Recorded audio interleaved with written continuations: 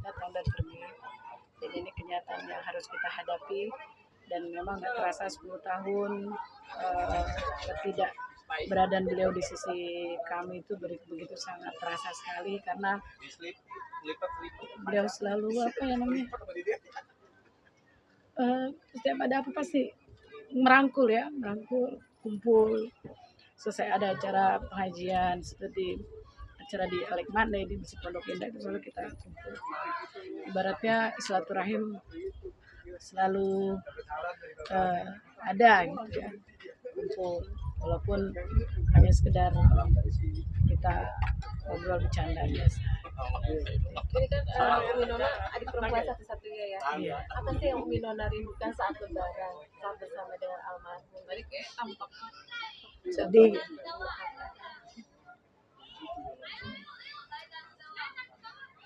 Banyak hal hanya nggak bisa diucapin.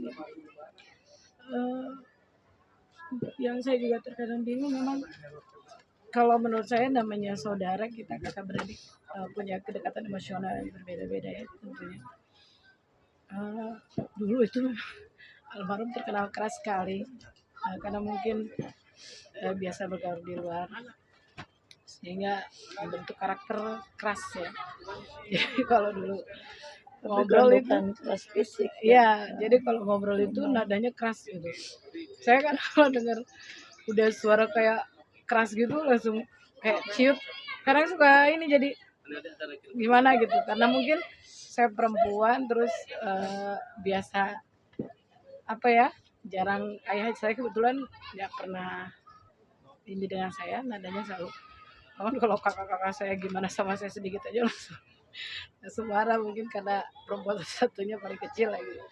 Nah di situ kadang ngerasa ya bang gue masya Allah, tapi hijrah itu telah merubah semua karakter seperti itu, udah jauh sekali masya Allah. Jadi benar-benar yang namanya hijrah ya hijrah, totalitas dari sifatnya yang ibaratnya maaf sampai melanggar apa yang sudah Allah tentukan, yang diharamkan oleh Allah dan Rasul, itu benar-benar total ditinggalkan dan hijrah.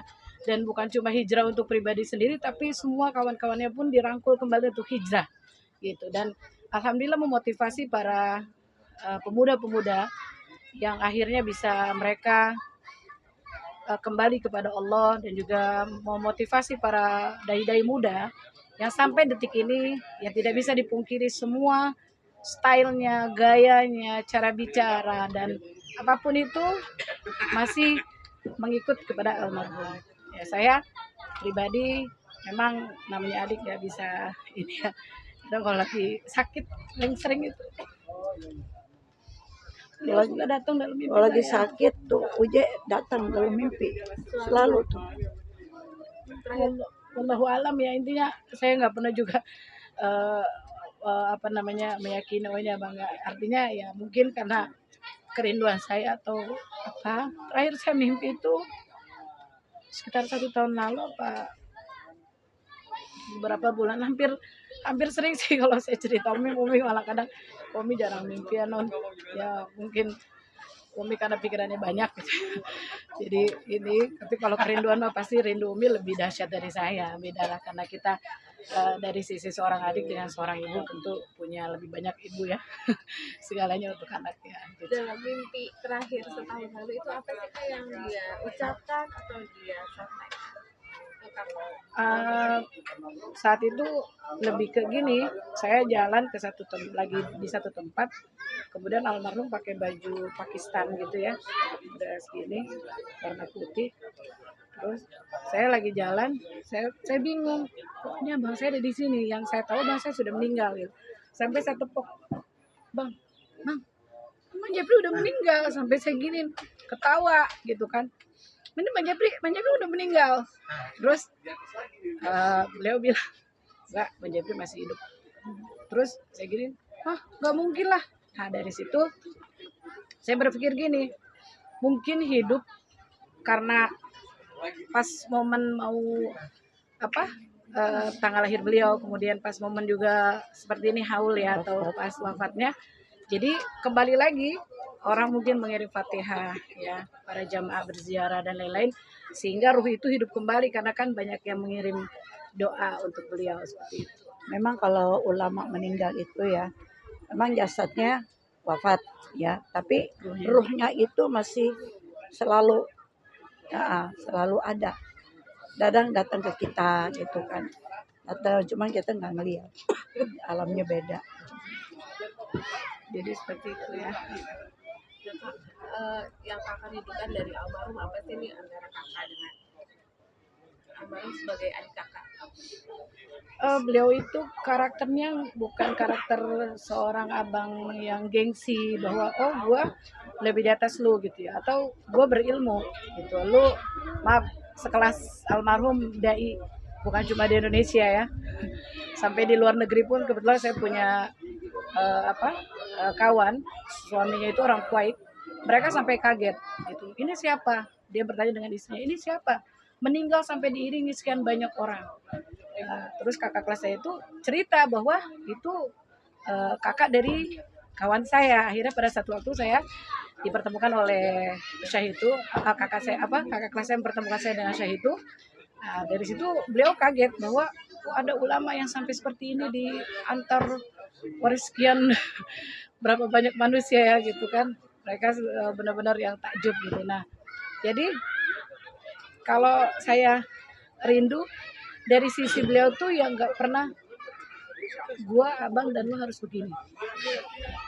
Terus gua udah masuk TV loh gitu ya, dan gua sudah diakui orang sekian banyak, jadi gengsi untuk kalau beliau tuh yang maaf nih kayak awal doa yang sering dipanjatkan, Allahumma inni as'aluka hubbaka wa hubba ma yuhibbuk, itu sempat ngobrol sama saya, doa ini apa ya non gini, oh ini loh bang gini, oh iya, jadi mulai dibawa tuh dari situ bermula.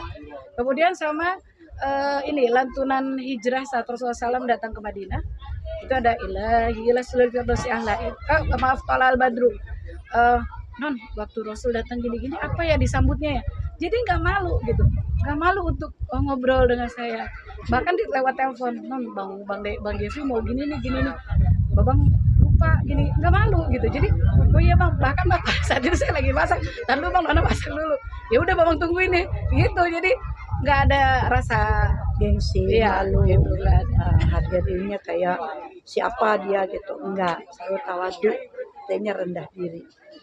Banyak kenangan kan ya nih ya dari almarhum ya kan, barang-barangnya apa aja? Kebetulan pada saat itu pas Umi Pipik pindahan, banyak barang-barang yang memang ini ya, jadi Umi Pipik itu seperti yang bawa nih Ji gitu. Jadi ya udah saya bawa, kebetulan apa yang diperintah ya saya bawain lah. Ada sepatu, ada jaket, ada jam tangan, ada bahkan baju yang wafat juga ada sama saya pada saat kejadian. Itu Umi simpan di rumah. Ya udah, nggak ada niat bahwa ini keramat gitu, enggak. Tapi lebih ke kenangan aja.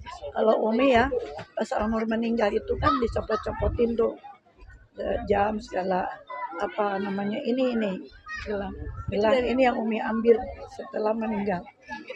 Ambil ya, ini yang pakai dia waktu itu, terus Umi sama Haji Deki dicopotin, Umi ambil, sebelum Umi ambil ini aja, ambil sekarang nih udah 10 tahun kan, biasa kalau gini kan putus ya.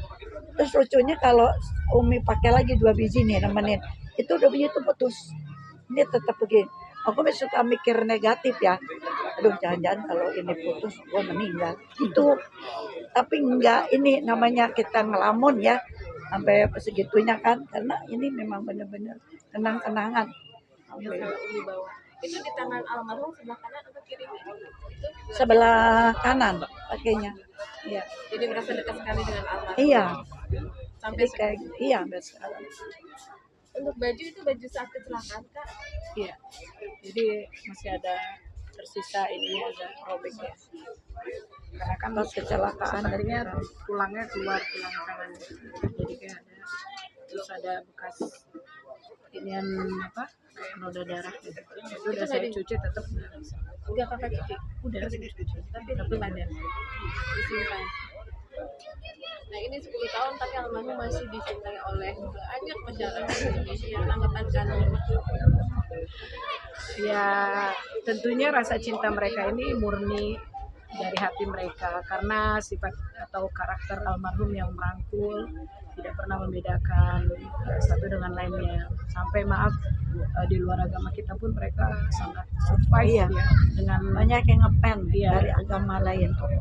Yang ziarah kemarin pun setelah almarhum meninggal ini banyak tuh, ada ziarah-ziarah. Terus sampai ada yang non muslim datang tuh takziah, Umi yang nerima bilang Umi saya ini agama dan gitu ya. Nah, saya ngepen banget mau uji. Kalau katanya uji bisa bangkit lagi, dia perlu nyawa saya separuh saya kasih buat uji. Sampai segitunya. Gitu. Saya juga kaget ya Allah, sampai segitunya dia cintanya gitu. Mau uji. Pernah ke Ambon di kampung bapaknya. Beliau diundang ceramah ke Tual, ya kan. Nah jadi pas sebelum ke Tual kan transit dulu ke Ambon gitu ya. Terus ceramah di masjidnya, masjid di Batu Gajah itu tuh, masjid yang terkenal. Nah terus kata orang non muslim, Ibu nanti kalau Uya ceramah lagi jangan di masjid dong. Kira saya ngomong apa ya? Di luar, saya juga mau dengerin ceramahnya enak tuh, begitu. Benar-benar. Bisa doa untuk almarhum bareng-bareng. Ya. Kalau Umi kan udah tadi sekarang Mama. Persembahan dari Ya adik dari adiknya. mudah-mudahan doa apa yang kita kirimkan bisa memberi kebahagiaan untuk beliau. Amin. Karena tentunya bagi orang yang wafat tidak ada yang lain karena mereka sudah tidak bisa lagi berbuat apa-apa kecuali kita keluarga yang bisa mendoakan atau seluruh jamaah yang mengenal beliau. Itulah tentunya yang sangat diharapkan oleh beliau.